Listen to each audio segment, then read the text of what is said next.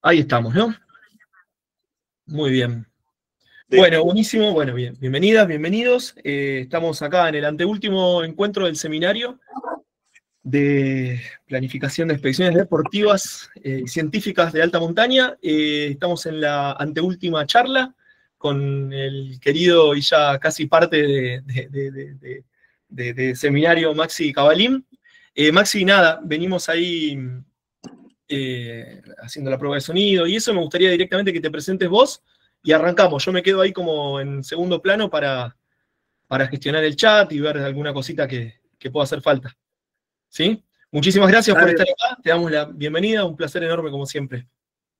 Buenas noches, Richard. Buenas noches. Y buenas noches a los demás, ahí que ya estuvimos charlando un poco, preparando ahí algunos inconvenientes con el audio. Bueno, como acá surgió algún imprevisto que vamos a tratar de ir piloteándolo, que tiene que ver con la reproducción de video y demás, voy a tratar de arrancar hablando y no usando tanto la pantalla. A ver, vamos a usar la pantalla con algunas fotos. La idea de este encuentro es charlar sobre el Colanhuil, sobre esta montaña y sobre el ascenso que hice al Colanhuil, que tuvo detalles interesantes que a mí me gustaron mucho y me llevaron a contar la historia, a hacer un video. Yo por ahí algunos ascensos no los cuento porque me parece que no tienen un contenido digno de ser contado. En el caso del Colanhuil, pasaron cosas que está bueno que se charlen, que se puedan analizar. Después vamos a ver si intercede otra gente para que no sea yo solo hablando. Bueno, vamos a arrancar hablando del Colanhuil en sí. Este censo yo lo hice un poco de casualidad. No fue un ascenso planeado para ir exclusivamente a esta montaña. Mi intención era ir a San Juan a hacer montaña y principalmente quería arrancar con un 5000 supuestamente virgen, probablemente es virgen. Lo tenía estudiado por Google Earth, lo venía viendo por cartas topográficas y bueno, nos metemos ya de lleno un poco en la temática principal de esta charla, que es la exploración y la logística, o sea, el armado de una expedición. En el caso del Colanhuil va a ser una expedición individual, solitaria, que no es lo mismo que una expedición grupal o una expedición laburando como guía. En mi caso es muy distinto, totalmente distinto. Hay tres modalidades: montaña con amigos o con otro amigo, montaña como guía, montaña solitaria. El caso del Colanhuil se dio de casualidad, como contaba recién. Mi intención era ir a San Juan a hacer montaña, aclimatar subiendo un 5000 virgen. Y después ver si subía, no sé, algún 6000. Yo quería hacer eso, subir algún 6000 en solitario, esa era mi idea. Pero el blanco, el objetivo era el Majadita, que lo deben conocer, es una montaña de San Juan que ahora se está subiendo bastante, antes no se subía mucho.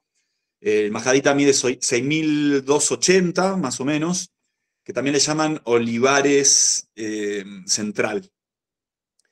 Es uno de los 9 6000 de San Juan. San Juan tiene 9 6000.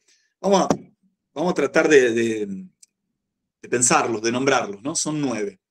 El Mercedario, el más alto. Después del Mercedario viene todo el cordón de la Ramada ahí, que está en la zona del Valle del Colorado. Entonces tenemos Mercedario, la Ramada, que es casi 6400. La Mesa, el Alma Negra. De ahí ya pasamos nos vamos un poco más al norte, ¿no? Esos están pegaditos. Nos vamos un poco más al norte y saltamos al Majadita, Olivares del Límite, que está compartido con Chile, el Tórtolas, el Toro y el Colanhuil. Ahí están los 9. Por ejemplo, Mansi, que es de ahí de San Juan, un andinista de San Juan, ha subido los 9. Debe haber varios andinistas, supongo, que han subido los 9. A lo mejor Matías Marín, supongo que también, quizá Ulises Kuznetsov. Bueno, son los 9 6000 de San Juan. Son lindos. Ojalá en algún momento pueda subirlos a todos. Por suerte, espero tener mucho tiempo por delante para eso. Y acá vamos a hablar del Colanhuil, que en realidad no era el objetivo principal. Cuando viajo a San Juan, viajo de un tirón, de Firmat. Yo vivía en Firmat en esa época, ahora estoy viviendo en Malargüe. Viajo de un tirón hasta casi Calingasta. Entonces iba en la chata viendo con el altímetro y veía cuando llegué a 2000 de altura, que era más o menos lo más alto, ahí tiré la chata. La chata es una 4x4, no es la Duster de siempre. Es una 4x4 que la hago camper, le vuelo los asientos de atrás y puedo dormir atrás. Dormí a 2000 de altura la primera noche, como para ganar un poco de altura. Largo el tirón de Firmat hasta ahí. Y al día siguiente me despierto ya con la intención de meterme al 5000. ¿Qué pasa en estos casos? Donde yo me meto a subir una montaña que exploré antes por Google Earth sin conocerla y sin tener data. Porque claro, ¿cómo va a haber data si no lo subió nadie? Ese 5000. Este 5000 está en el cordón de la Totora. El cordón de la Totora vendría a estar un poquito más al norte del cordón Ancilta, en San Juan. Me meto temprano, por la mañana, me meto en el camino y claro, es una incertidumbre, es una incógnita, porque no sabes lo que te espera. Entonces yo iba, bueno, bien, metiéndome cada vez más cordillera adentro, hasta que llegó un punto que quién estaba, y la minera, la bendita minera, con un tejido, no podía pasar, un portón, bueno, y sale un muchacho ahí de la cabina y me dice, no, mira, acá no podés pasar, necesitas autorización. Ajá, ¿dónde la puedo gestionar? Y volví a Calingasta, andá a Los Azules, que es bueno, vos, Richard, conocés bastante del tema, ¿no? Has renegado, me comentabas. Bien.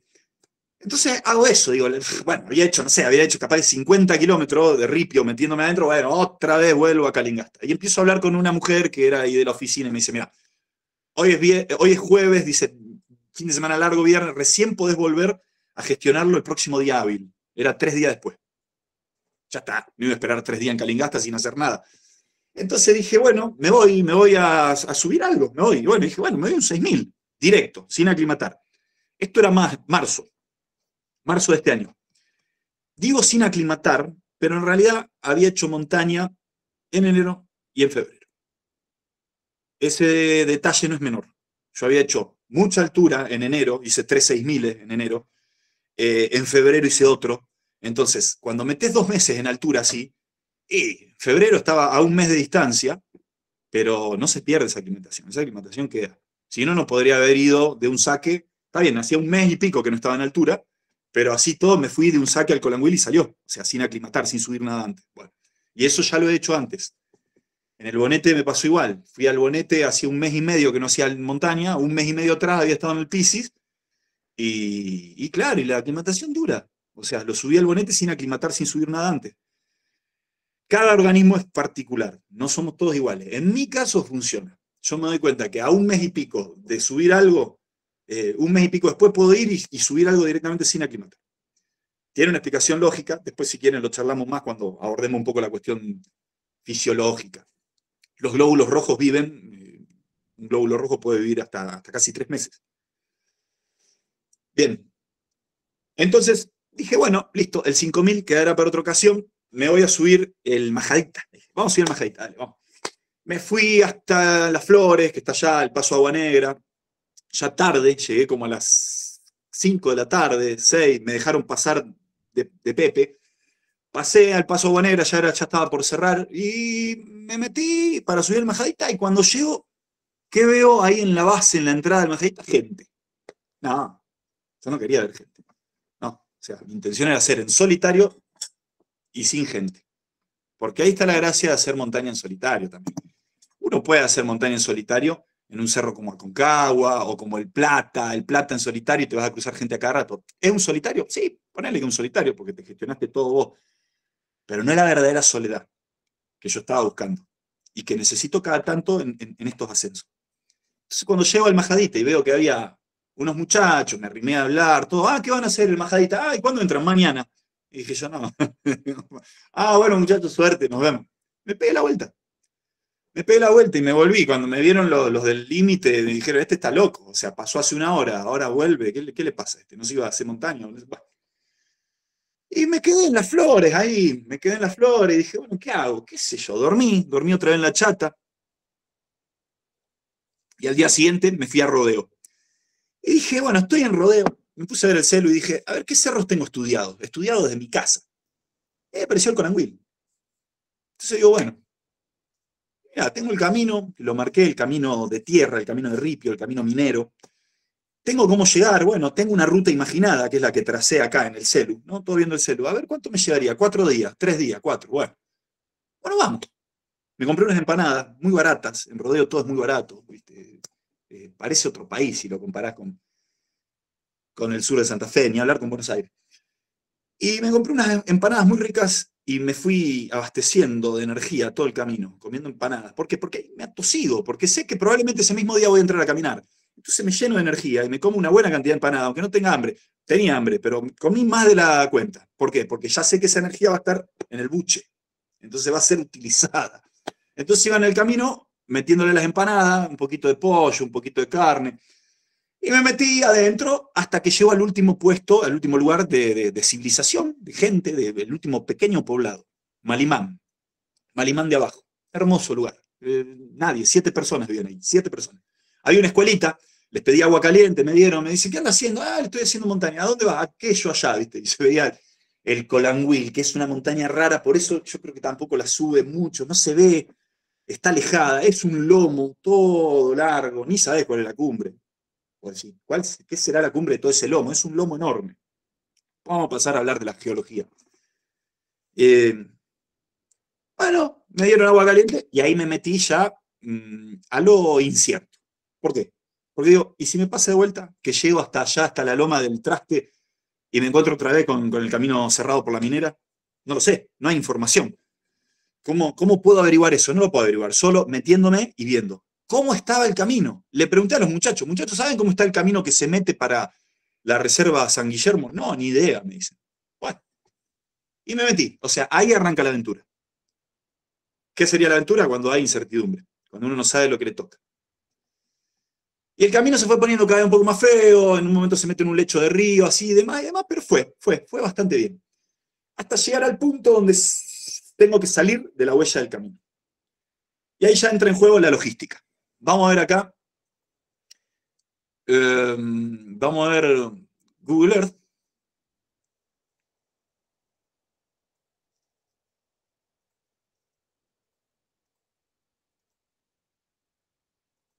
Bueno, ahí está. ¿Esto se está viendo? Sí, perfecto. Vamos a hablar ahora de Google Earth. Algo muy importante es usar Google Earth, que es una herramienta fantástica, que le podés sacar mucho provecho, pero a la vez es un poco un arma de doble filo, porque puede ser traicionero, porque no es una representación real, es una metáfora del terreno. Podríamos decir que es una metáfora. Yo acá trabajo mucho trazando a ojo donde veo que hay un camino, porque estos caminos vos no los vas a encontrar en Wikiloc. Entonces fíjense, yo acá le hago un zoom y acá podemos ver que hay un camino y se ve que está en buen estado. Entonces yo esto lo hago desde mi casa, en las horas que no estoy en la montaña. Bueno, me dedico y me encanta ponerme a ver cómo va el camino, si se corta, si no se corta. ¿Ven? Acá se ve perfecto, que va por un lecho de río, fíjense. Esto es un lecho de río. Entonces yo le hago zoom y puedo ver. Y con esto tracé el camino para llegar a la base del Colanhuil. Acá el camino se empieza a abrir. Y se pierde. Porque me tengo que meter montaña adentro. Entonces, ¿cuál fue mi cálculo? Puedo entrar en la 4x4 y puedo aproximar hasta los 3.800 de altura. Ese fue mi cálculo desde Google Earth, desde la comodidad de un escritorio. Sí, 3.800. Haceme reír. Era un camino que no figura en Google Earth eso, lleno de tola. La tola es el arbusto puneño, es un arbusto sólido, tiene ramas que lastiman. Y me empecé a meter, y cada vez había más tola, y bueno, terminé gambeteando tola y cortando clavos, porque cada tanto pisaba alguna, que eso tampoco está bueno, porque está lastimando la planta. Bueno, en un momento ya dije, acá la quedo, reviento cubierta, lo que sea, hasta acá llegué. Y es el punto este. Vamos a ver el punto. Ahí está el Colanhuil, fíjense el Colanhuil, que es todo ese lomo, fíjense que es todo un lomo largo, mirá, acá se ve bien, todo un lomo. Entonces yo llegué hasta acá con la chata, 3.200 de altura, pensé que iba a llegar a 3.800, dije, bueno, llego a 3.800, monto un campamento a 4.800 y al otro día tiro cumbre, sí, no, ingenuo, nada de eso. 3.200 me bajé, 5:30 de la tarde, preparé mochila, muy liviano. Y empecé a caminar con el apuro de que le tenía que ganar a la noche, porque empecé a caminar a las 6 de la tarde. No son horarios aconsejables, no está bueno, yo me conozco, yo sé lo que puedo caminar, sé que puedo apurar y sé que puedo patear 2 horas sin frenar, que es lo que hice, y llegué a 3.800. Con mochila, llegué a 3.800 justo, con la última luz. Acampé, y ahí, ¿por qué no podía frenar antes? Porque fíjense acá, yo tenía que llegar sí o sí hasta encontrar agua, que fue en Estas Vegas. ¿Cómo lo sabía eso? Bueno, por ver Google Earth. El agua es una de las dificultades que tenemos en nuestras montañas, en los Andes, que no la tienen, por ejemplo, en Asia, en el Himalaya, en los Alpes, hay agua por doquier. En Patagonia tenés agua, a cada rato tenés arroyo. Bueno, en los Andes centrales y de Mendoza para arriba, el agua es una de las dificultades, encontrar agua. Así que así fue, pateé con la mochila muy livianito. ¿Por qué livianito? Porque no estaba aclimatado, no estaba aclimatado. Había hecho montaña un mes y medio atrás, sí, pero necesitaba ir liviano. Cuando uno no aclimata bien, no puede darse el lujo de ir pesado. Entonces,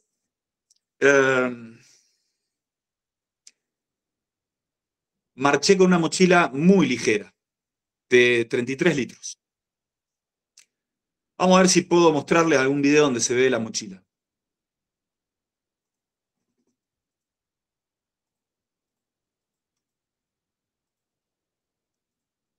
Bueno, a ver si descargo el video.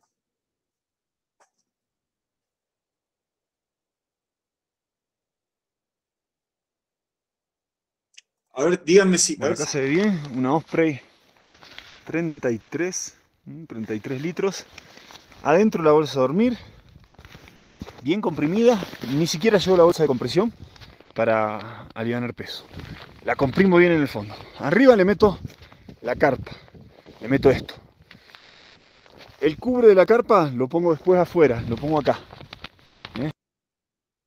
Las varillas, por supuesto, van en los costados. Y estas son todas las pertenencias. Aislante, campera de pluma, mitones, cubre pantalón, par de medias y el Jetboil. No traje termos para ahorrar peso y traje esto, que va como piña. Increíble lo que calentó, durante 2 horas se la bancó re bien. Y eso es todo. Y comida. Entra en una mochila de 33 litros. Debe pesar 10 kilos como mucho o menos. En la bajada la pesé a la mochila y pesaba 7 kilos 900, porque ya no tenía comida y no tenía agua. O sea que como mucho pude haber ido con una mochila de 10 kilos. En la escuela de guía yo tenía la misma filosofía de tratar de ir liviano y parecía al revés, como si fuera un defecto ir muy liviano. La mochila de Maxi siempre es livianita, ¿viste? Yo veía a mis compañeros, se llevaban, qué sé yo, un botiquín así con 2 tijeras. ¿Para qué 2 tijeras? Bueno, para mí en la montaña ir liviano hasta es casi paradójico, pero hasta es una forma de seguridad, porque te vas a ahorrar un montón de energía que te va a servir el día de cumbre y que va a hacer que no te mandes cagadas. Porque vos sin darte cuenta acumulaste kilos de más en la mochila. Eso es energía de menos para el día de cumbre. Y van a decir, pero sos exagerado, ¿cuánto puede cambiar que llegue? Cambia. Cambia muchísimo. Acá tengo ejemplos. Cinta tape, súper útil en la montaña. Esto debe pesar 80 gramos. No sé, lo tendría que pesar, pero debe pesar 80 gramos. Y vos no vas a usar todo esto, porque es una guasada. Entonces, un tip que usan muchos es enrollar un poquito de esto en el bastón. Enrollás en el bastón y tenés un backup en lugar de llevar todo esto. Yo suelo llevar, además de en el bastón, suelo llevar este cosito, que es un lápiz labial, pero que ya no tiene contenido, digamos que está vacío, y le enrollo un poco de cinta tape, y esto pesa mucho menos que esto y ocupa menos espacio. Y así un montón de ejemplos. Yo me llevo vaselina, por ejemplo, me llevo para los labios, para la nariz, se me seca mucho en altura. Este tarro está lleno de vaselina y este tarro está vacío. Entonces lo que hago es pasar una buena cantidad así con los dedos y lo paso a este tarrito vacío. Y así no estoy llevando este tarrito que debe pesar también otros 80 gramos. Y uno no se da cuenta, pero de a 80 gramos en 80 termina sumando 1 kilo. GPS. El GPS yo lo usaba siempre. Es muy útil. Yo invito, al que está escuchando, lo invito a, si no usa GPS, invito a que lo incorpore, porque te puede salvar de situaciones feas. Antiguamente yo usaba este que es el básico, es el Etrex 10 de Garmin. Lleva pilas, también te puede dejar a pata, porque se te termina la pila. Hoy en día lo reemplacé por el celular. El celular tiene aplicaciones como el Strava, como el Gaia, que son muy útiles para traquear. Y recomiendo que se lleven de última un backup de energía, que se lleven un power bank, porque es muy útil traquear. En la bajada, se te hace de noche, te desorientaste, lo que sea, chequeas el track que grabaste yendo. Y mirás y decís, uy, estoy bajando, estoy a 200 kilómetros de donde, perdón, 200 metros de distancia a por donde subí. Me ha pasado muchísimo. La Puna o estas montañas de 6.000 metros, de 6.000 y pico, pueden ser laberínticas precisamente por lo abiertas que son. Termina siendo un laberinto abierto. O sea, vos decías, mirá aquella quebrada, y capaz que te desorientaste, fuiste y no te das cuenta, porque son tan amplias. Tomemos el ejemplo de este hombre que bajó, se desorientó y bajó mal en el Plata. ¿Se acuerdan que hubo todo un puterío, una cuestión, que lo bardeaban, lo defendían? Bueno, el tipo bajó por cualquier lado, se fue a la quebrada de la Jaula. Si ese muchacho hubiera traqueado, simplemente traqueado con su celular, el recorrido que hizo subiendo, en la bajada lo mirás, lo sacás y lo mirás. Es incómodo. Yo en el Colangüil me llevé el track que había hecho previamente en la computadora. Porque en la computadora estudié bien por dónde me parecía que podía llegar a acampar, por dónde podía llegar a la cumbre. Y acá voy a mostrar la aplicación que uso.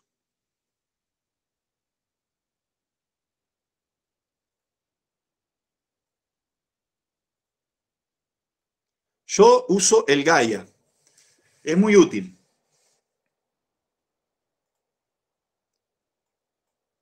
Acá les muestro el camino que había... En rojo es el camino que había trazado desde mi casa. O sea, el que había imaginado. El que observé y dije, por acá me parece que va. En lila, en violeta, es el camino que termina siendo en la realidad. Fíjense que va prácticamente por arriba de donde lo había imaginado. Y acá están los globitos donde pensé que iba a acampar. El globito de abajo es donde yo había imaginado acampar y el globito de arriba es donde finalmente terminé acampando, al pie de un glaciar.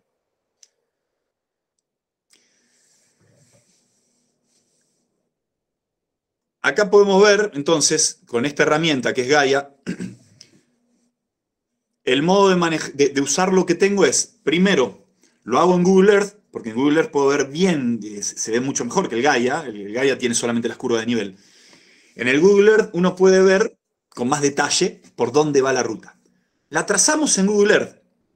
Vamos a abrirlo.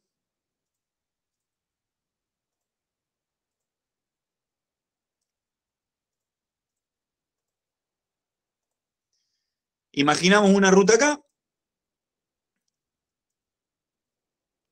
Es muy simple trazarla. Tienen que ir a añadir, arriba, en Google Earth van a la pestaña añadir, van a ruta.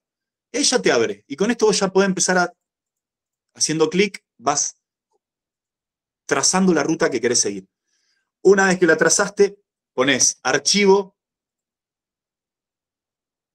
guardar lugar, y te lo guarda. Lo guardas como archivo KML y ya tenés el track que después vas a seguir. Yo lo que hago, una vez que hago el track, el KML que observé a ojo en Google Earth, me lo subo al celular. Me lo subo al celu y lo voy viendo en el Gaia. Entonces es súper útil eso.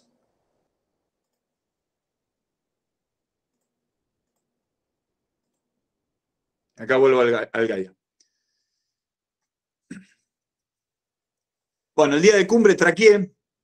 En un momento me desviaba. Ahí se ve cómo se nota cómo me estoy yendo. Y chequeé el celular y me di cuenta que me estaba yendo. Y bueno, volví.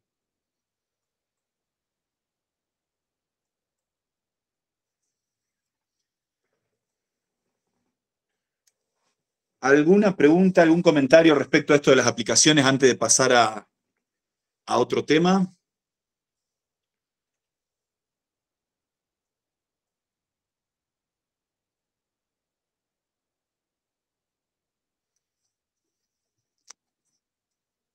Les muestro algún video de los borseos que llevé, que son borseos que quise hacer el experimento de ver cómo resultaba. Ya los había usado en el verano.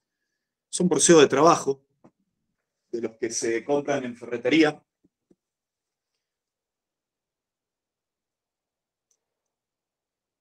Los recomiendo.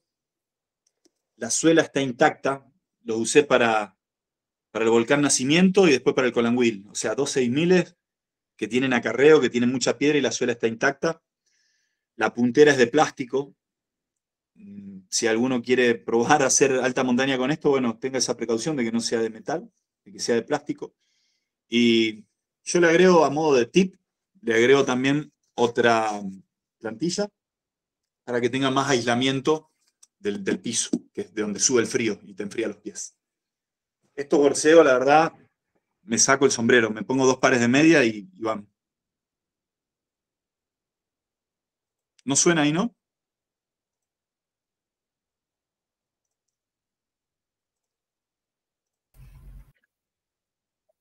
Seguís No se compartiendo escucha. Ahí Sí, volvió, ¿no? ahí abrí los. Sí, porque subimos el nacimiento. Sí, hablando en serio, quiero elogiar nuevamente a estos borseos, los tribilín. Mis amigos los bautizaron así porque subimos el nacimiento y parecía Goofy. Pero la verdad son un caño, o sea, son un borseo de trabajo. Lo que sí tomé el recaudo de que no sea la punta de hierro, porque no te enfrías mucho. La punta de plástico, pero igual es dura. Y me los compré un par de tallas más grandes y van como piña. La suela, mirá la suela. Y eso que he bajado en los dos 6000 que subí con estos, tanto el nacimiento como este, tenían mucha piedra fea, laja, piedra filosa. Mirá la suela, intacta, pero ni rota, ni un poquito rota. Y ni descosidos. Y eso que iba pisando piedra todo el tiempo haciendo este juego, ¿no? La verdad, estoy encantado. Y me salieron 85.000 pesos. Geocastor. O sea, no sé, a plata de hoy serían $70, 60, $65, ponele. Nada, comparado con una G5.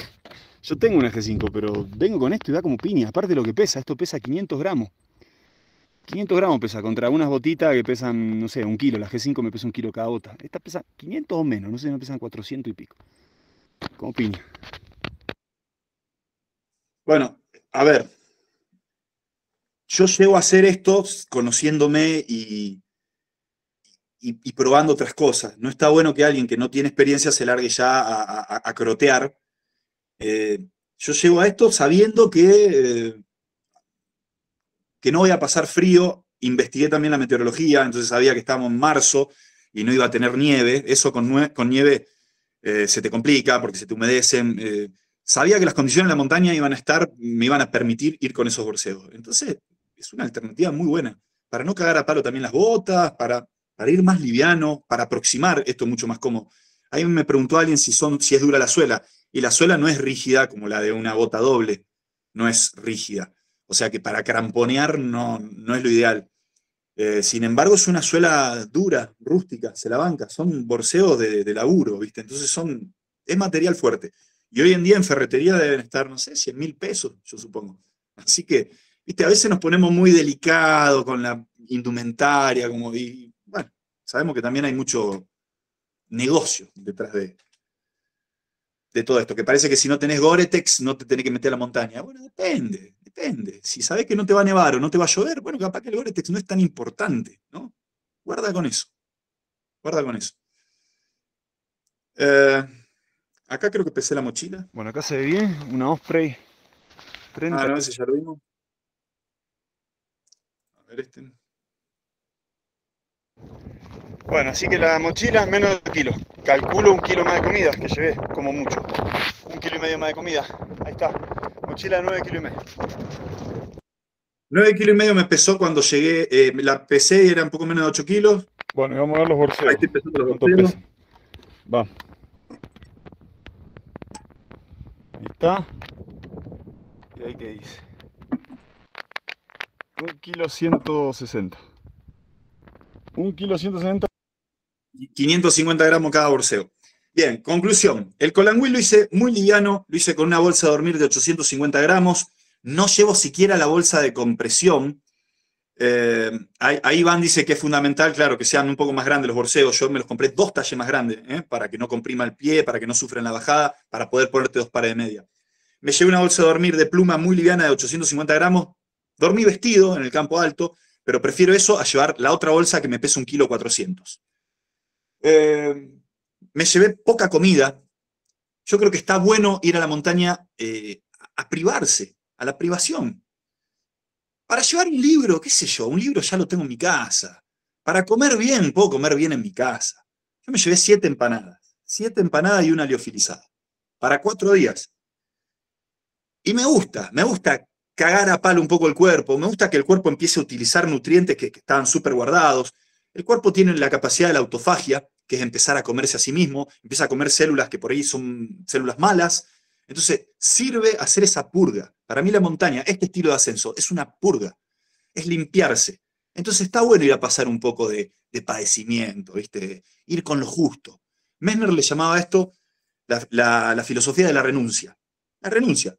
Messner llegó al punto, cuando subió el Everest sin oxígeno con Haveler en el año 78, de cortarle las tiritas que le sobraban a la mochila. Cortar las tiritas para alivianar peso. Es un hecho, hay gente que se lleva el mate a la montaña, se lleva el mate en la cumbrera. Te digo, decir, pero si tenés la tapa del termo, usá la tapa del termo. Te llevas una bombilla, así como esta, ligerita, alpina, ya está, ya tenés un mate. Son detalles, y vos decís, pero ¿cuánto pesa un mate? 120 gramos, 130. Es una bolsa liofilizada. En vez del mate te llevas otra liofilizada. O un Power Gel que pesa 80 gramos. Y tenés más energía, más combustible y llevaste menos peso. O sea que vas a ahorrar energía. Porque llevar peso es gastar más energía. Es obvio, ¿no? De ahí viene la palabra estilo alpino. Alpino porque en los Alpes se dieron cuenta que los ascensos rápidos van livianos. Jorge Ocheaga, montañista de la hostia, español, no lo conoce nadie, no usa redes, nada, un tipo súper modesto. 14.8000 sin oxígeno, K2 en solitario. Cuenta que se iba a veces con su compañero y se llevaban una bolsa de dormir entre los dos, pero se llevaban el mono de pluma, el mono y entre los dos compartían la bolsa. O sea, yo practico y trato de practicar la austeridad de comida, la austeridad de peso, incluso de ropa, ¿no? Acá tengo otro ejemplo, este pantalón. Es muy bueno, es hermoso este pantalón, es un Garmond, es divino, sólido, pesa 750 gramos. Yo me fui con una calza muy buena, Ansilta, que abría bien, y con un cubre pantalón que pesa nada, 180 gramos. O sea, 750 versus 400 gramos, bueno, son 350 gramos que no los llevas en las piernas. Recomiendo que pesen las cosas en su casa, que se compran una de estas que vale 2 mangos y pesas todo. Puedes pesar desde una bota hasta un pantalón, hasta la mochila si querés.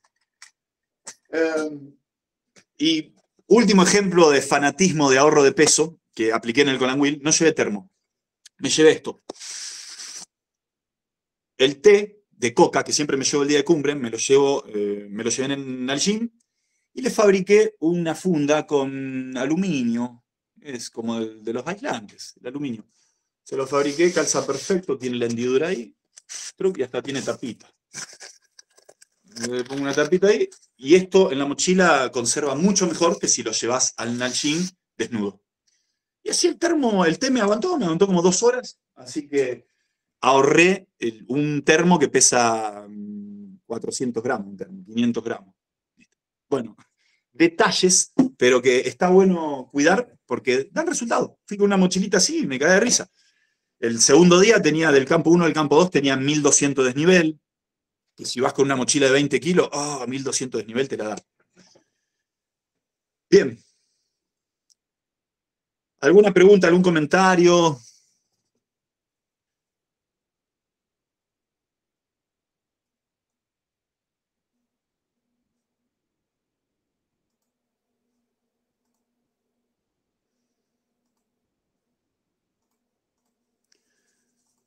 Bueno, por último, acá voy a mostrar el día de cumbre. Yo acampé acá en este glaciar, que hoy hablaba con un amigo que me decía, che, comentá de ese glaciar, porque es muy raro, andás a ver si alguien lo vio a ese glaciar. La verdad no lo sé. Si alguien habrá llegado acá, que es una zona muy loca. Yo cuando lo descubrí ese lugar de acampe dije, wow, esto es una maravilla, parecía Marte, todo muy rojo. Y es un glaciar enorme, es increíble. Así se ve en Google Earth. Vamos a comparar cómo se ve en la realidad. Disculpen, es un poco engorroso tener que andar saltando de uno a otro.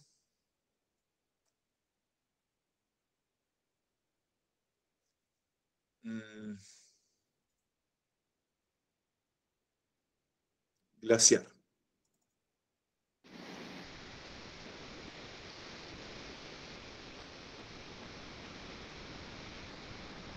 8 metros de glaciar, una pared hermosa. ¿Se ve ahí? ¿Se alcanza a ver?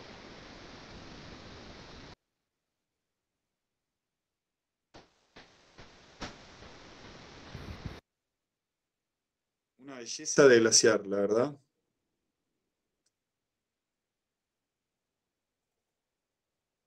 Y ahí está el campo 2. Ahí está la carpita. Y ahí está el glaciar de fondo. Todo el lomo que se ve atrás del glaciar es por donde subí y después me agarró tormenta eléctrica.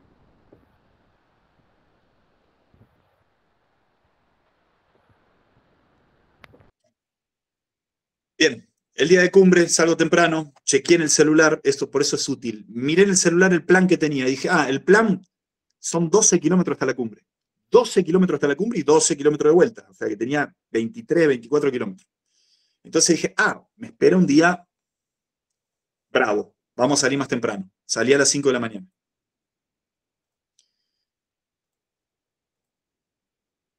Vamos a ver la diferencia entre Google Earth y la realidad. Acá está el lomo por donde subí. Donde había planeado subir y donde subí. Fíjense este lomo. Se ve amable. Súper amable. Ahí se ve un poquito, ¿ves? Se ve un poco que hay piedra. Pero yo dije, bueno, por acá va perfecto. Mirá, vos lo ves y ni parece un terreno complicado, parece aplanado. Bien. Era un roquerío de granito horrendo, horrendo, que tuve que ir de noche, porque apenas salgo de la carpa, tuve que ir usando ahí un poco las manos. Estuve muy cerca de pegarme la vuelta en ese tramo, porque dije, ¿qué estoy haciendo acá? Esto es peligroso, me puedo patinar, puedo caer, no era lindo. Vamos a ver algún video de ese granito. Pregunta mientras veo el video, ¿cuánto había de desnivel en esos 12? 1300 casi.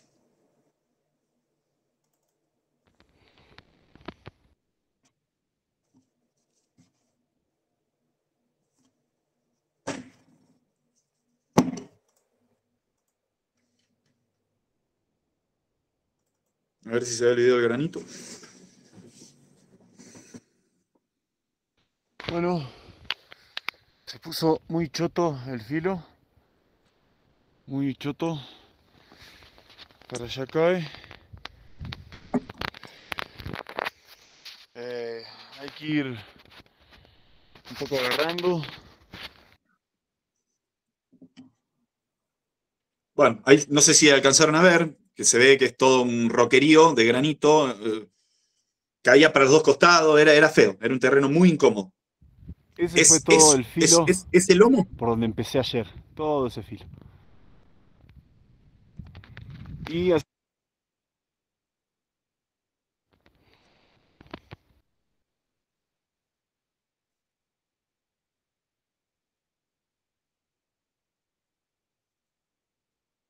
Bueno, acá estoy, voy a armar la carpa.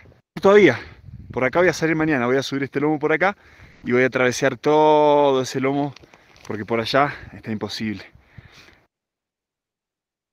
Entonces, la diferencia es engañoso ahí Google Earth, ¿viste? Yo viéndolo en Google Earth parecía súper amable, fue horrible.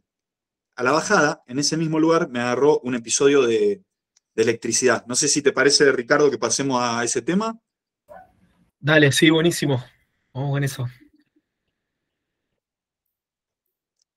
Bueno, yo ya sabía, el pronóstico daba un poco de nieve a la tarde, daba 3 centímetros de nieve, entonces yo sabía que no era la mañana sino la tarde, que se iba a alargar un poco de nevada, entonces bueno, contaba con eso.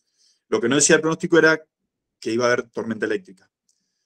Cuando hago cumbre, vuelvo, largo, agotador, imagínense, 12 kilómetros de ida, a la vuelta, ya casi llegando a la carpa, porque ese lomo está, bajás de ese lomo y ya llegas a la carpa, o sea, llevaba más de 20 kilómetros pateando, a 6.000 metros de altura, y empezó a cerrarse, se empezó a cerrar, se empezó a poner oscuro, y me empezó a caer graupel.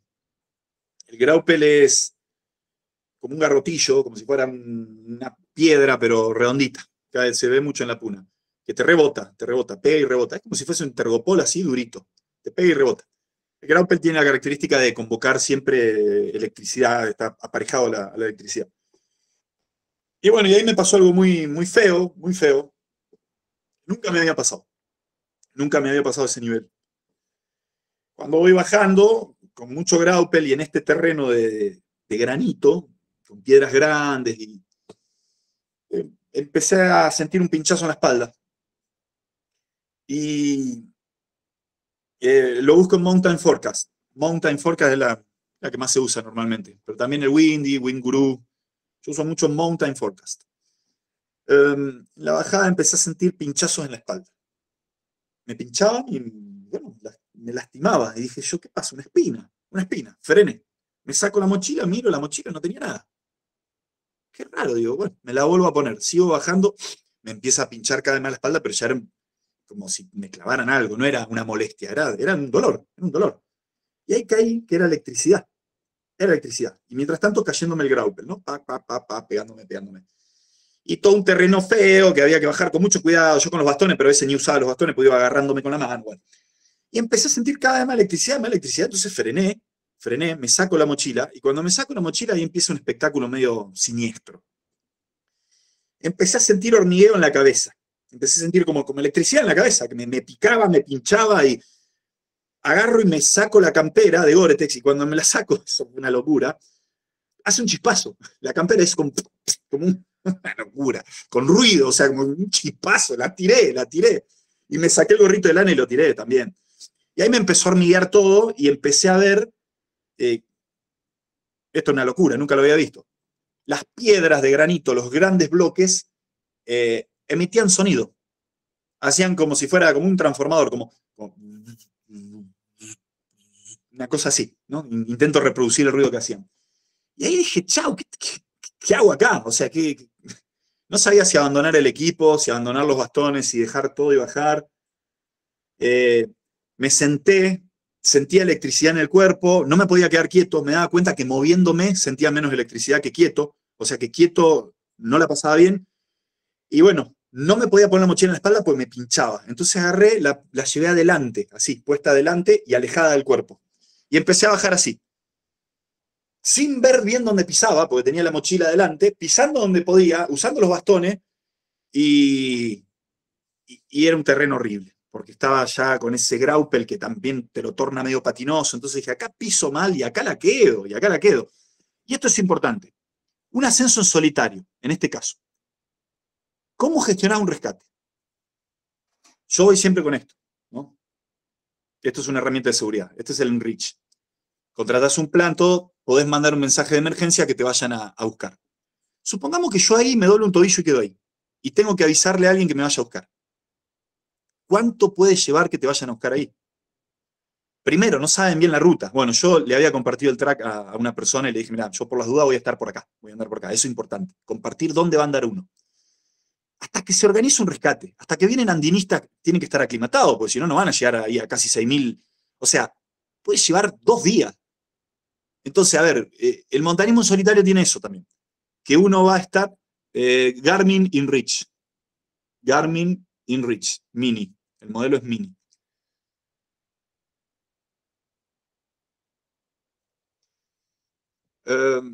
A lo que voy.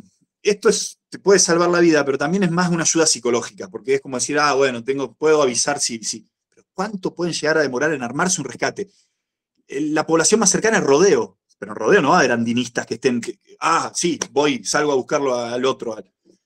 Capaz que tienen que venir de San Juan Capital. De San Juan Capital a Rodeo es un viaje, después de ahí empezar a meterse montaña adentro. O sea, puede llevar días un rescate ahí. Y eso es el condimento psicológico que le agrega dificultad al montañismo en solitario. El montañismo en solitario tiene un condimento extra de peligro, porque vos decís, a ver, si me pasa algo, no tengo quien me ayude. Y está bueno, porque ese es el juego que voy a jugar. Y eso es lo que me gusta. Sentir la total autonomía. Sentir que si me meto en un quilombo lo tengo que resolver yo, que fue lo que me pasó ahí. Yo estaba complicado y dije, la puta, ¿qué hago? Lo primero que pensé es qué haría acá si tuviera cliente. Dije, mirá, si yo estuviera con cliente acá, qué situación difícil. Por suerte seguí bajando y me alejé, yo sin saberlo ahí. Después me puse a investigar y claro, hay que alejarse de la altura, hay que perder altura. Porque cuanto más alto estás y más cerca de un filo estás, lógico, más convocás la electricidad. Por suerte seguí bajando como pude y y después de un tiempo me dejó de pinchar la electricidad y ya era como un leve hormigueo, todo, y bueno, y terminé saliendo de ese risco, y cuando salí de ese risco fue como, oh, oh, uf, ya está. Si les parece, les comparto un video de Gabriel Cabrera, que hoy le pedí hace unos días, si podía hablar un poco de esto. Gabriel sabe mucho de física, él es ingeniero, y a la vez es un andinista que ha hecho mucho en solitario, entonces yo lo admiro en ese sentido. Ha hecho cosas en solitario, como por ejemplo la travesía de Aconcagua, la travesía sur, llegó a la cumbre sur, siguió la cumbre norte y bajó por el glaciar de los Polacos, sin tocar la ruta normal, o sea, y lo hizo en solitario. Ha hecho travesías por la quebrada de la Jaula, atrás del Plata, en solitario, en la época que había esto, Minga, o sea, que él se metía adentro y no tenía comunicación en absoluto. Estamos hablando de otro tiempo, ¿no? Me gustaría compartirle un video donde explica un poco mejor el fenómeno este que me ocurrió de electricidad. Era electricidad, más que estática, era electricidad. Un horror. Hola Maxi, ¿cómo estás? Bueno, ha sido un placer leer tu exploración de Colangüil. Realmente espectacular. A mí personalmente me retrotrae a algunas solitarias que he hecho en algún momento, que me han traído muchísimas satisfacciones. Lástima que en aquella época no había manera de grabar los recuerdos, lo que después van a ser recuerdos como hiciste vos. Me pedías alguna explicación acerca de los fuegos de San Telmo, porque evidentemente lo que vos viste son fuegos de San Telmo. Eh, esa luminosidad en las rocas, a veces es crepitante, a veces hace ruido, otras veces no. Eh, y ese cosquilleo o chisporroteo o pinchazo en la mochila, en la espalda, se debe todo a lo mismo. Es causada por la electricidad estática. La electricidad estática se genera cuando hay una diferencia de potencial importante. En este caso se genera por varias razones, pero en este caso, cuando hay una diferencia de potencial importante entre las nubes o incluso a veces el propio aire en movimiento como viento y la Tierra. Todos sabemos que cuando esa diferencia de potencial es muy grande, son miles y a veces millones de voltios por cada metro el potencial, entonces se descarga en forma de rayo. Pero a veces no alcanza a descargarse en forma de rayo y la acumulación de la carga eléctrica en las puntas, eso tiene una explicación física, geométrica, las puntas, los elementos puntudos, concentran en su superficie la ionización del material, en este caso, bueno, electrones, y eso hace que se ilumine. ¿Por qué se ilumina? Porque es un potencial parecido a la chispa, pero sin producirse, a punto de producirse. Y es color medio celeste, precisamente porque el nitrógeno y el oxígeno del aire son eso, dan ese color. Si fuera otro gas, daría otro color, como el neón, que da colores rojos, pero es básicamente el mismo proceso. Eso quiere decir que hay una ionización, pero no es suficiente para que salte el rayo. Es inofensiva, se podría decir que anuncia la posibilidad de que caiga algún rayo. Si no es crepitante, no. Ahora, cuando empieza a crepitar y a hacer ruido y a veces a chisporrotear, el rayo es más inminente. Esa es la explicación. Bueno, se llama fuego de San Telmo porque San Telmo era el patrono de los marineros y eso era común ver en las tormentas en el mar en la punta de los mástiles. Y por eso hay varios fenómenos, registros históricos relacionados con el fuego de San Telmo, como que aparecían las alas o en las puntas de las hélices, no recuerdo, del avión que iba a bombardear Nagasaki en Japón, porque estaba a gran altura, una altura inusual para ese tipo de avión, entonces lo producía. Esa es la explicación. A mí me ha pasado, nunca lo he visto en forma directa. Sí he sentido a veces los chisporroteos.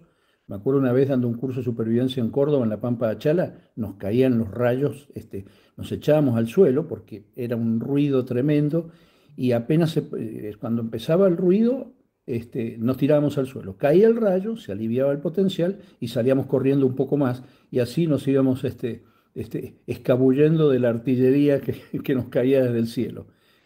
Fue muy impresionante. Bueno, hay otros fenómenos ópticos relacionados con esto, lo que sí he visto yo en la montaña. es a veces como relámpagos en el cielo, no el relámpago, sino el resplandor, pero con cielo totalmente despejado. Algunos dicen, no, puede ser una tormenta cercana, bueno, lejana en este caso, que no se alcanza a ver, pero no. No, yo creo que podría deberse a fuegos de San Telmo que hacen, eh, son grandes, digamos, importantes, pero no están en el lugar y entonces uno ve el resplandor, simplemente. Bien, lo que charlaba acá con Gabriel es que probablemente si hubiera sido de noche yo hubiera visto destellos por todos lados, ¿no? Como era de día, bueno, no lo veía, pero si hubiera sido noche eso seguramente veía la electricidad, porque la podía oír y la podía sentir. Bueno, así con la estática, eso es algo que no estaba en el pronóstico, entonces, bueno, la montaña tiene eso de impredecible, de que te puede tirar que iba a caer 3 centímetros de nieve, pero no me tiró la electricidad y bueno, me enteré ahí, ¿no? Son imprevistos. Sí, fue terrorífico, fue un horror. Sentí miedo, en ese momento sentí miedo, cuando me frené y dije, ¿qué hago? ¿Abandono todo? ¿Dejo el equipo acá? ¿Lo bajo? Bueno, lo terminé bajando. Bueno, después llegué a la carpa y todo bien, descansé, muy contento. Había tenido un día de cumbre hermoso. En la cumbre encontré un solo testimonio, después me comuniqué con ellos, y investigando pude hacer la reconstrucción de los ascensos del Colanguil. El mío fue el quinto ascenso de esa montaña. Es una montaña muy poco subida. Y yo subí por una ruta que, por lo que investigué, nadie subió por ahí.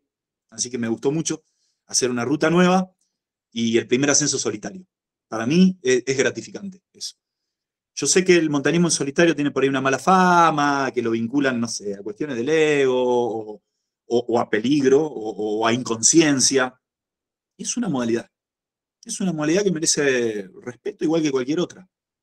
Se supone que el que se mete solo tiene que tener herramientas para afrontar eso, porque tenés que estar preparado, tenés que estar entrenado, porque no vas a tener otro que te ayude. Si te pega la altura, si te sentís agotado, cualquier descuido, cualquier error, lo vas a pagar vos y nadie más, y nadie te va a salvar las papas. Entonces, para mí exige un gran compromiso y por ende una gran libertad. Montaña en solitario para mí es sinónimo de libertad, y libertad es compromiso. Libertad no es Charly García con el departamento hecho pelota, todo pintado en aerosol. Eso no es libertad, eso es rotura. La libertad implica responsabilidad. Y un ascenso en solitario implica responsabilidad de gestionar bien las cosas, hacer una buena logística, estudiar el cerro, resolver, gestionar, tener herramientas, tener experiencia, estar entrenado. Para mí es fundamental el entrenamiento. Y bueno, y es algo que lo disfruto mucho. Porque una cosa es ir con un compañero que tenés que ir lidiando con él, dónde acampamos, cuándo frenamos, tomar decisiones. Ir solo es otra dinámica, es otra filosofía. Es más angustiante también, porque tenés tiempo para estar solo con tu cabeza. Y en la montaña estás viendo una película de tu vida. Yo en los campos de altura estoy siempre haciendo como un review de mi vida, y siempre es mambero eso, siempre es mambero. Y es lindo también, porque me emociono y empiezo a querer más a la gente que quiero. La altura, la hipoxia nos genera eso. A mí me saca a flote las emociones, la montaña, la soledad, el poco oxígeno. La corteza prefrontal es el área del cerebro que tiene que ver con la lógica, con el cálculo. Eso se aplaca. Y aparece el cerebro más antiguo, el reptiliano, el sistema límbico. Las emociones afloran en la montaña. La hipoxia me genera eso a mí, y me encanta.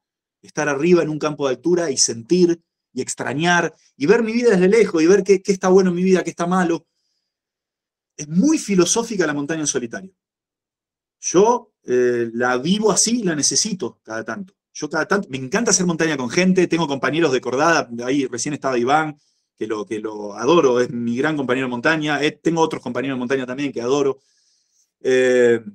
Lo disfruto mucho, disfruto en grupo, pero cada tanto necesito el montañismo en solitario, porque me aporta otra cosa.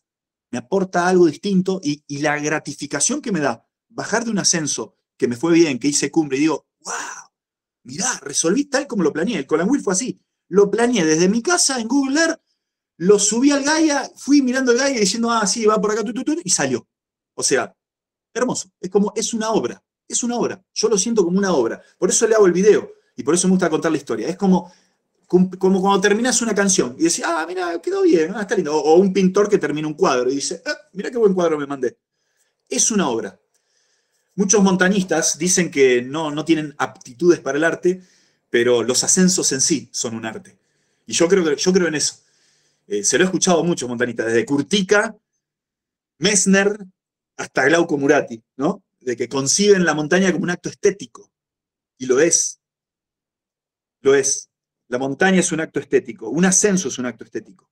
Elegir una ruta, una vía, la modalidad en que lo subís. Es arte. Es arte, es un acto creativo. Por eso aparece el niño. A mí me convoca el niño. Me tengo que calentar con un cerro. El deseo me tiene que despertar, convocar un cerro, ir. Es una batalla contra uno mismo. Contra la montaña, si querés, también.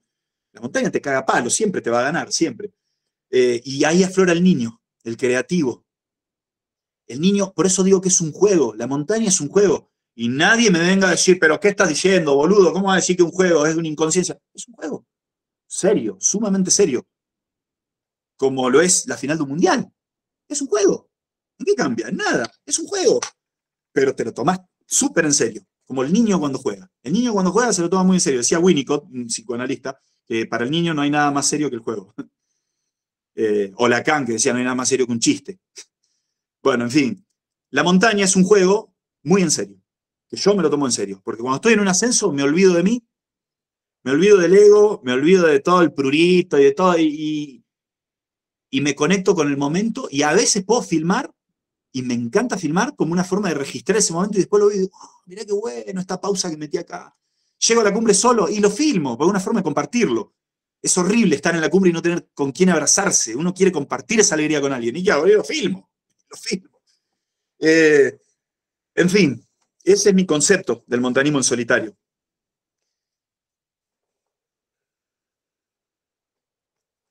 ¿Alguna pregunta? ¿Alguien que quiera agregar algo?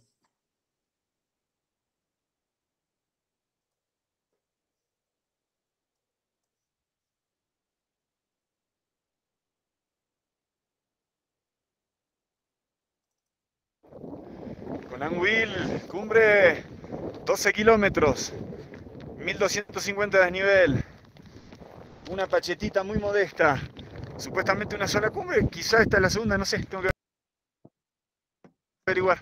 Muy contento. Lo que sufrí en este ascenso, lo que sufrí, un terreno muy feo, y tiré cumbre desde abajo, bueno, en fin, duro, por algo no viene nadie, por algo no viene nadie acá. Tremendo 6000, muy físico, te caga a palo, pero te la da. Tienes que bajar, volver a subir. Ahora voy a tener que bajar y volver a subir. Por ejemplo, aquel lomo, aquel lo tengo que volver a subir. O sea que en total, al finalizar el día, voy a hacer como 1500, 1400 de nivel seguro. Bueno, para terminar, el Colanguil fue subido por primera vez en 1994 por una expedición que armó Antonio Beorquia. Yo no lo sabía. Cuando fui, me enteré después al bajar, que el primer ascenso fue en el 94 e incluso decían el último 6000. Lo publicaban como el último 6000, claro. Acá está Antonio. Este es Antonio Beorquia. Lo conocí en persona, Antonio. Dormí en su casa. Lo aprecio mucho a este viejo. Él ha dado mucho por el montañismo, por la alta montaña. Él vivía en San Juan. Él era un gran explorador, tuvo la suerte de agarrar la montaña en una época en que había mucho por explorar, mucho virgen, y él organizó ya grande, con 60 años, una expedición al Colanguil. Le pusieron de nombre Lavadero, porque hay un arroyo que se llama Lavadero, y tiene que ver con la minería, con que ahí lavan, no sé, para obtener el oro, en fin. Es horrible el nombre Lavadero, me quedo con Colanguil, que es el nombre del batolito, ¿no? Un batolito es un bloque enorme de granito, que es la piedra que está en el Colanguil. El granito se forma bajo la tierra, por eso es una roca ígnea, es intrusiva o plutónica. Se forma con magma bajo la tierra, que se solidifica ese magma, se enfría lentamente y se convierte en granito que después emerge por erosión o por placa tectónica que lo levanta. Pero ese es el origen del granito y ese es el origen del batolito de Colanguil. Es un batolito enorme, de muchos kilómetros. Lo mismo la Pampa de Chala, ahí el Champaquí, por ejemplo, también es otro batolito enorme. Y bueno, Antonio Beorquia, acá vemos, estas son fotos de su expedición. Hay una que es muy graciosa, que es la tapa de una revista, que dice el último 6.000, dice. Ellos aproximaban en mula, ahí está. El último 6.000, Nevado Lavadero. No era el último 6.000. Lo que no sabía Antonio, porque no hay información, es que quedaban todavía 4 6.000 sin ascenso en los Andes. Que acá los que son catamarqueros como yo, que nos gusta la zona de los 6.000 en Catamarca, se van a dar cuenta cuáles son los que faltaban subir. El Sierra Nevada, el Vallecito, el Colorado y el Cóndor. Esos 4 están todos en la misma zona, en Catamarca. Están cerca de la cordillera de San Buenaventura, están un poco más al norte del Nevado Ojo del Salado. Esos 4 no se habían subido todavía, y se subieron después del Colanguil. Así que el Colanguil vendría a ser el quinto que fue ascendido. El último 6.000, después vinieron estos otros. Sierra Nevada, Vallecito, Colorado y el Cóndor, que fueron subidos en el 99, en el 2000, por ahí.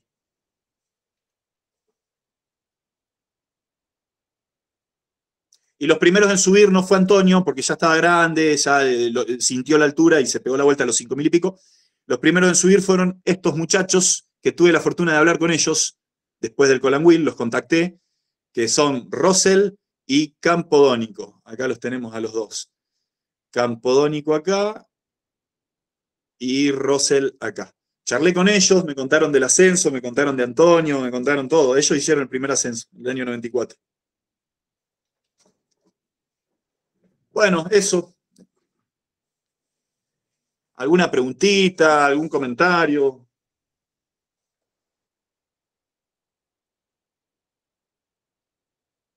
¿Alguien que quiera aportar algo? Estaría bueno, que ya me canso de escucharme a mí mismo.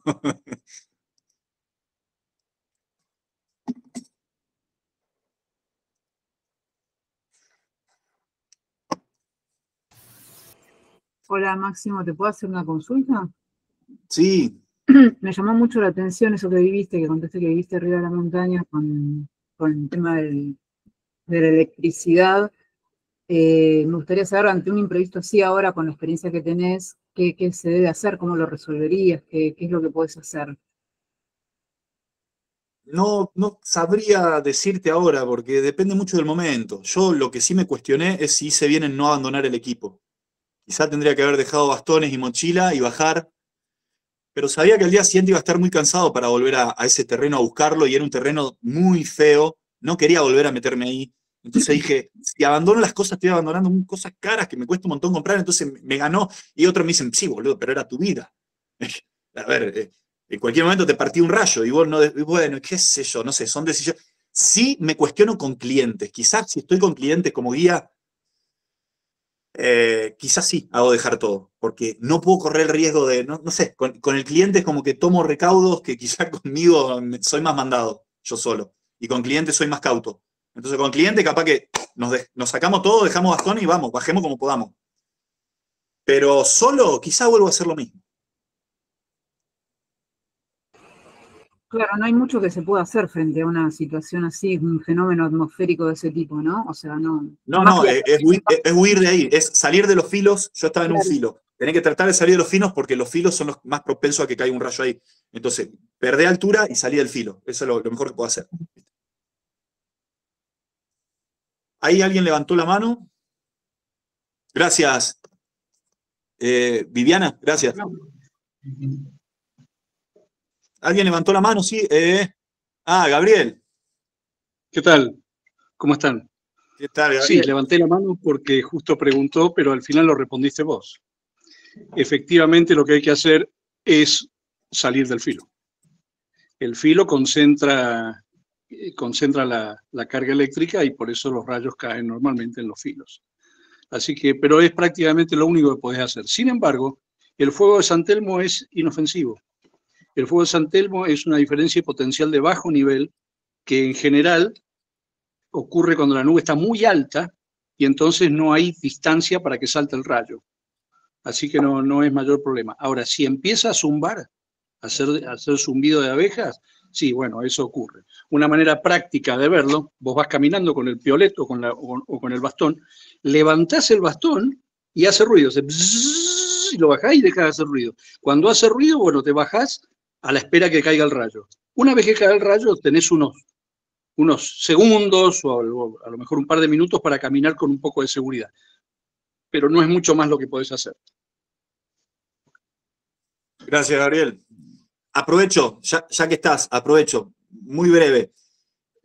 Conversamos y te pregunté sobre tu opinión sobre el montañismo en solitario y me gustaría si podés compartirnos algo ahora de tu filosofía y de tu pensar. Mira, escuché la tuya y es coincidente. Es una de las mejores expresiones de la libertad. Por supuesto que uno va libre también con sus amigos a la montaña, pero si lo queremos ver de un punto de vista deportivo, ir en solitario es una variable más de dificultad. Es como cuando uno dice, y voy a hacer la invernal, o la voy a hacer nocturna, o la voy a hacer a la alpina. Bueno, la voy a hacer en solitario.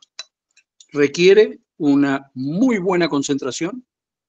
Yo utilizaba, parecido a lo que vos medio has dicho, utilizaba la música.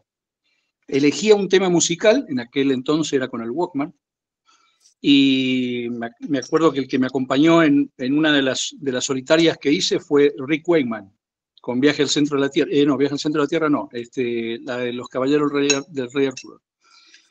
Soñaba, me ponían la música en mi casa y soñaba con esas cumbres, de modo tal de familiarizarme en sueños, de tal manera que después cuando iba, ni se me ocurría pegarme la vuelta, ya estaba hecha en automático. Y eso lo usaba como un apoyo, es decir, así como ahora vos podés seguir la ruta en el Google Earth, yo la seguía en las distintas partes de la música que escuchaba. Preparaba la partitura de la expedición. Pero ahora, no es para nada una cuestión de irresponsabilidad ni nada. Por supuesto, hay que ir con mucha logística planeada, prevista, no es tirarse hacia la cachetada, sino ir realmente planeando como todo lo que has explicado vos, ¿no? Gabriel, esto que decía la música creo que es muy importante en un ascenso en solitario porque uno no tiene tiempo, no puede charlar con el compañero. Yo en la carpa hablo con Iván, hablo con Alexi, con Emiliano, con mis compañeros, hablo en la carpa y muchas horas hablando. Cuando estás solo, ¿con quién hablas? Con tu cabeza. Y vamos a escuchar música, apaguemos la cabeza un ratito, vamos. Así es, y cuando hice la solitaria del extremo sur del Cordón del Plata, que me tomó 13 días, bajé 11 kilos en esos 13 días, comparto plenamente eso que vos decís sobre la comida y demás, me acompañó Serrat en aquella oportunidad. Mirá, me suena más apto para la montaña Rick Wakeman, pero bueno, todo puede ser. Así Bien. Es. Yo cuando bajé del Colin Wheel me pesé y también perdí creo que 3,5 kilos, 4, en 4 días. Me encanta eso porque también genera en el organismo una adaptación metabólica que después te sirve en la vida y en el llano. Cuando vos exigís a tu cuerpo con esas cosas, tu cuerpo desarrolla una flexibilidad metabólica que empieza a saber cómo utilizar combustible, a cómo utilizar las grasas, a cómo sacar energía donde sea. Quizá te aumentan las mitocondrias, o sea, un montón de recursos que gana el cuerpo y que si cada tanto nos exponemos a esas situaciones, estamos codificados genéticamente para eso. Nosotros no tuvimos siempre abundancia de alimentos. Nosotros abrimos la heladera y tenemos alimento. Como humanos, conocemos la escasez y estamos preparados para la escasez. Y hasta es sana. Entonces, a mí me gusta esto tomarlo como una purga de civilización, de abrir la heladera y sacar morfi, de tener luz eléctrica, de tener agua. Le hace bien al cuerpo. La privación le hace bien al cuerpo.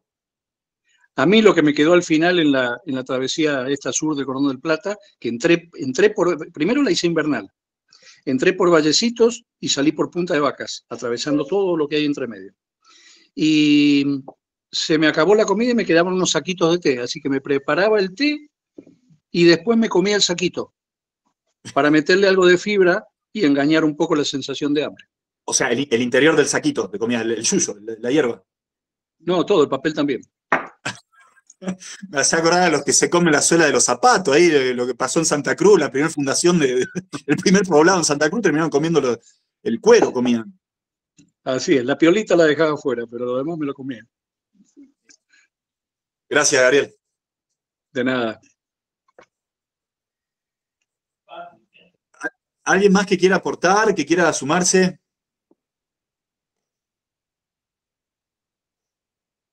¿Acá alguien levanta la mano?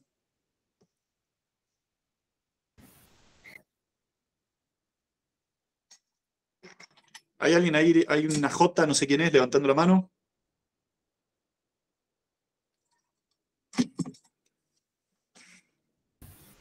Maxi, ¿cómo estás? ¿Tenés ¿Qué algunos tal? comentarios en el chat? Ah, es que no los... a ver si los puedo ver en el chat. A ver. Acá, el chat. Ah, disculpen que no estaba viendo el chat. Disculpen. La calidad del agua, acá preguntan. Mirá, ahí yo estaba muy arriba, así que el agua que había era de deshielo. En ese sentido, ni un problema con las mineras, porque ya estaba a casi 4.000, 3.800 el primer campamento y casi 5.000 el segundo. Así que el agua que tomaba ahí era directo de deshielo, ningún problema. Leo algo más. Uy, a ver. ¿Te patrocina alguna marca? No, ojalá. ¿O lo hago por gusto? No, por gusto, todo por gusto. ¿Sabés qué me gustaría que me patrocine? Geocastor, los borseguitos de estos que estás viendo ahí, que le hice una prensa bárbara. Esos borseos, lo que van en la montaña, ¿viste? Están todos, que la Sportiva, que Scarpa. Con esos borseguitos que subí el Colangüil, esos que están viendo ahí, subí el mismo año, este año, el Nacimiento, que es casi 6.500, 6.480. Así que, revan.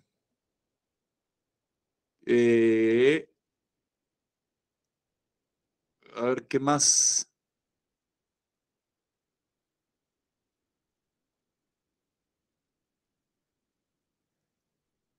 Bueno, no sé, ¿alguna preguntita más? ¿O quieren que vayamos cerrando? Tengo ahí una canción, si quieren podemos hacer una canción que le escribí a Antonio de Orquia.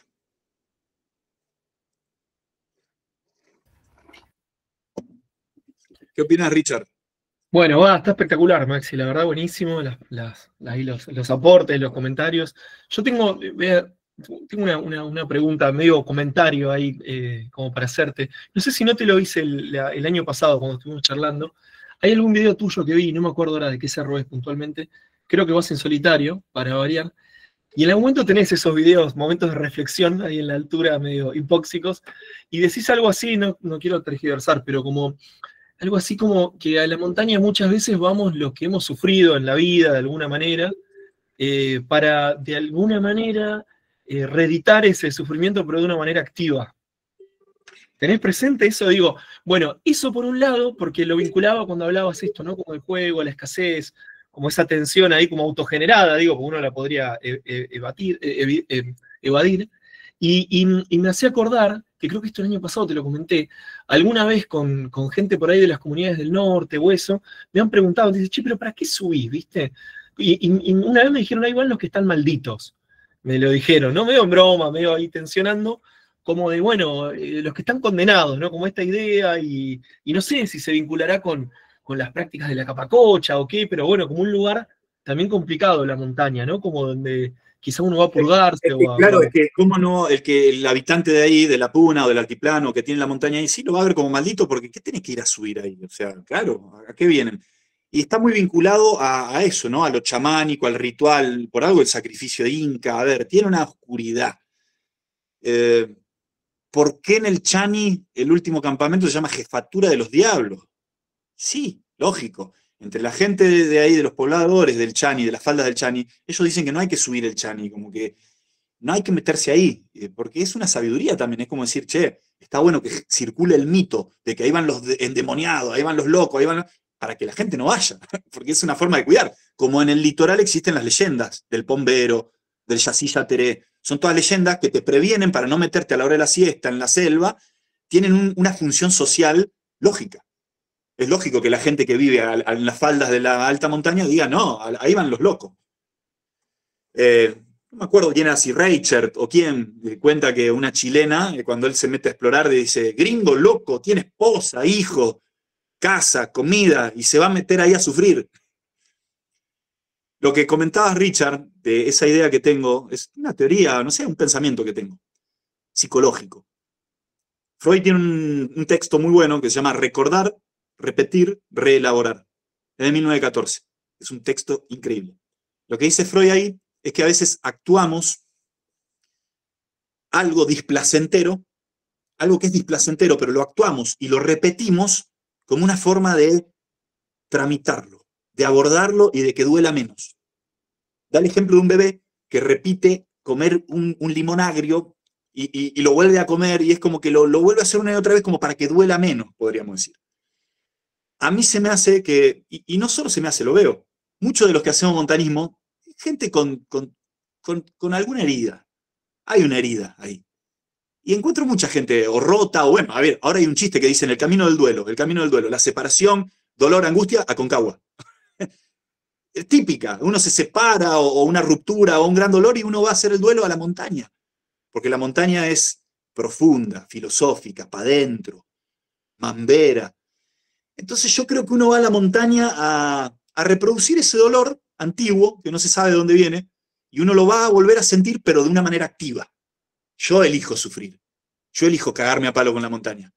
¿Para qué? Para después sentirme fuerte. De que me cago a palo, de que estoy hecho pelota, pero estoy entero. Entonces es una forma como de tramitar ese dolor antiguo. Reproducirlo, pero a la vez como superarlo. Sentir el dolor para superarlo. No es un masoquismo a lo bobo. Es un dolor activo que yo lo elijo. Yo me expongo a ese dolor para después que duela menos. O para sentir que lo resolví.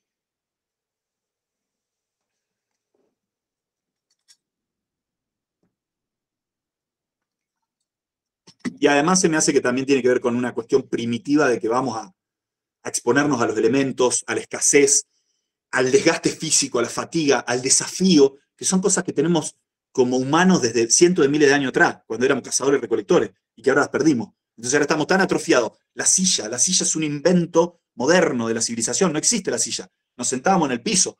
La silla hace que circulen mal la sangre en los pies, porque está la rodilla doblada y no favorece la circulación, el retorno de la sangre. Entonces, la silla es una aberración de la civilización y nos la pasamos en una silla. Entonces vamos a la montaña a eso, a no tener silla, a recuperar con tener que conseguir agua, a cuidar el alimento, a hacer ese desgaste físico que ya, ¿dónde lo tenemos que hacer? No sé, en un gimnasio, en un deporte. Bueno, la montaña nos aporta eso, que antes era parte de nuestra vida.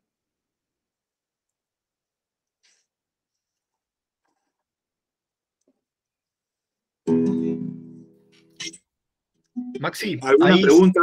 si metes el temita, te diría capaz de, por una cuestión estética, dejar de compartir pantalla, así prevalece tu imagen, digamos, y está del otro video. Perdón, Ricardo ¿cómo tiene que más preguntas en el chat. hay más preguntas? A Hay ver. más preguntas en el chat.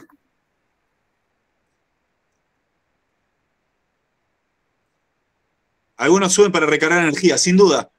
Cansándote, te recargas en la montaña, ni hablar. Es ese cansancio que te hace bien. En una canción, en alguna frase digo, y caminar es lo que nos ayuda a descansar. Parece que es esa lógica. ¿Qué me pasa por la cabeza cuando estoy ahí arriba? De todo. Ya te digo, yo siento que veo como una película de mi propia vida. Me puedo ver a mí mismo desde arriba. Y como decía Nietzsche, vistas desde lejos, todas las cosas, todas las tragedias son comedia. Entonces yo a la distancia puedo, todo lo que me parece acá trágico, problemático y conflictivo en mi vida, a la distancia, en la montaña allá arriba, nada, lo veo a la distancia y nada, es una comedia, es una película, nada más. Una peregrinación, tal cual. Es que yo siento, yo voy a peregrinar a la montaña. Para mí es un peregrinaje. Yo lo vivo así. Es mi peregrinaje. Como decía este montañista Anatoly Brukiv, decía que las montañas para él eran la catedral donde él profesaba su religión. Me preguntan por qué fui por la derecha y no por la izquierda. Por la derecha era mucho más amable el filo, era mucho más amable. Por la izquierda era un acarreo así súper empinado. Por la derecha me parecía mejor. Igual por la derecha fue horrible porque estaba todo ese pedrerío de granito. ¿Alguna más que me quedó?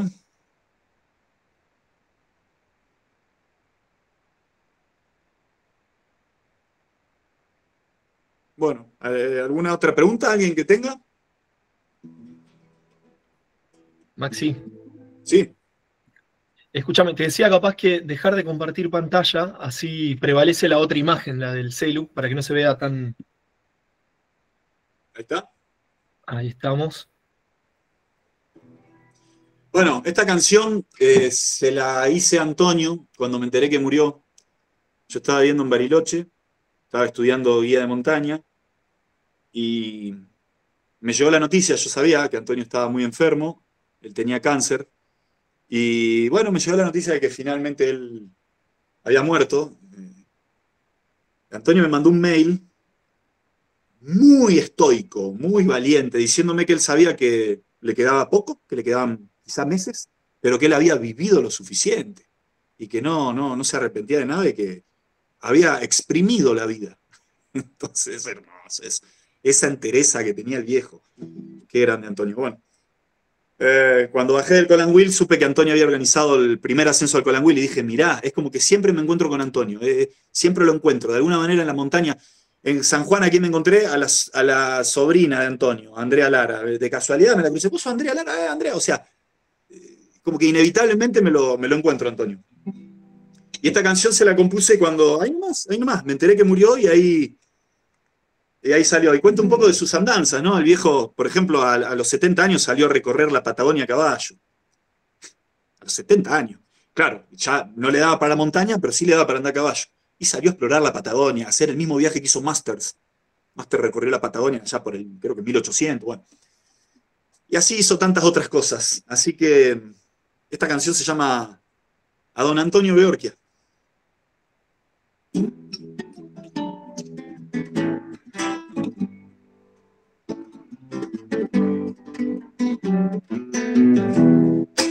A don Antonio Beorquia, rumbeando la Cruz del Sur, se llevan sus dos alforjas 2 años de juventud.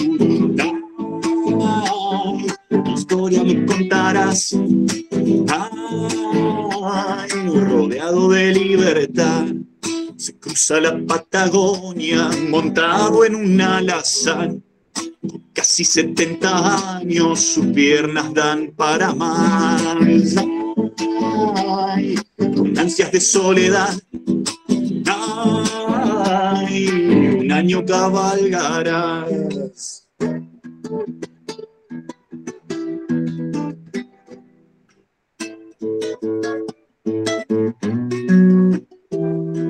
Recién llegado de Italia, la montaña te cambió.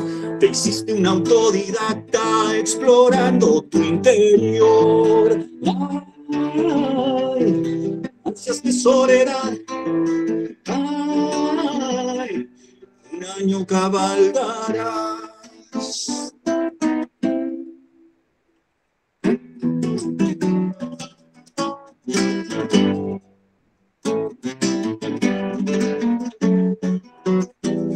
Bajando del veladero, el sol se te acabó. Ya qué destino fiero, allí solito con vos. Ay, la noche así pasarás. Ay, vos y tu soledad. Destino de San Juanino, la montaña te cambió. Un autodidacta explorando tu interior.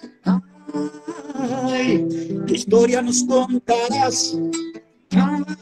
Ay, por los cielos de San Juan.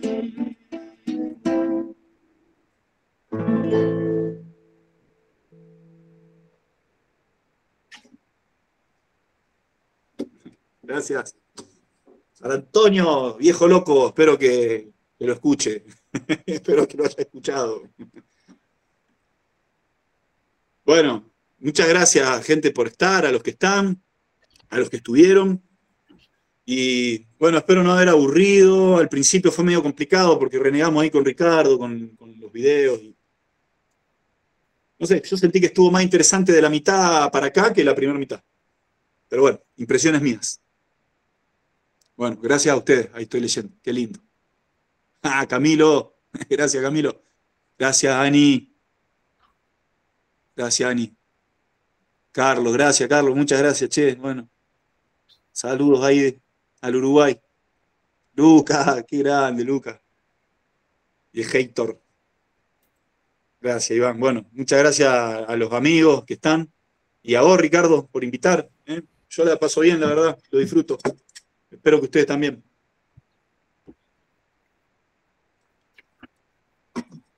Bueno, hermoso, Maxi, estuvo buenísimo. Muchas gracias a todos los que se sumaron. Ahí a las explicaciones que nos dieron, la verdad que vino muy bien también para aprender un poquito más. Bueno, esperemos tenerte de nuevo el año que viene. Si Dios quiere, se sigue dando el seminario. ¿Cómo no? ¿Cómo no? Sí, sí. Ni hablar.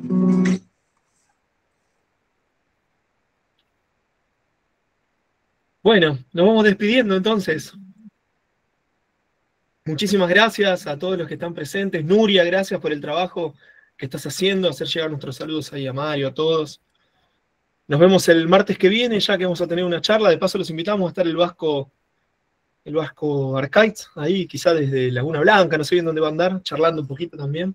Seguramente va a estar bien interesante. Y bueno, ya culminando el seminario. Suerte ahí en la charla con el Vasco. Capaz que estoy, espero estar.